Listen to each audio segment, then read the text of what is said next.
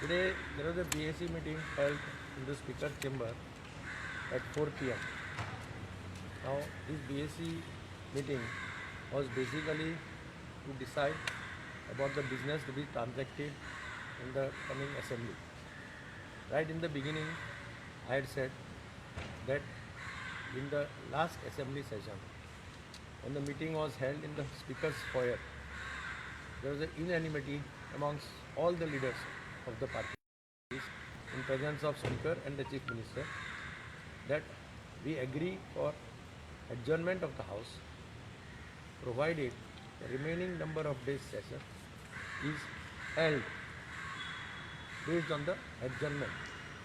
And that was the reason everybody agreed, including the Chief Minister and the Speaker, and the House was adjourned to meet again on 19th of July. Now, this was the basic commitment based on which all of us agreed for the adjournment of the House because of COVID situation existing at that time. Today the situation is not that bad what it was that time. See, even when that situation was there, we had conducted, I think, House for 4 days or 5 days.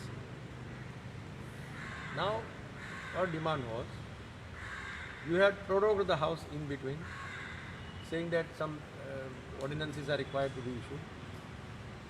We said, even prorogation of the House is the prerogative of the government, that is all right. But now when you are called for the House, you have called it for only 3 days, which is against the unanimous decision taken in presence of the Speaker. And you are listed this much business, see. 16 bills are enlisted in 3 days' time. Again, they are making a mistake of taking government business on private members' day. In the last assembly session, in the last business advisory committee, there was a total consensus that private members' day shall be reserved only for private members. No other business will be transacted. Again, they are transacting government business on the private members' day, which I had objected. I have told them to record my dissent. I have also given them a letter in writing. I have given my objection to the Speaker in writing, saying that what is this being done is not correct, because number of days of this year, if you see, and number of days of the session last year, if you see, I think it is creating a record. Goa never had such a position where entire demands are passed in 2 days or 3 days.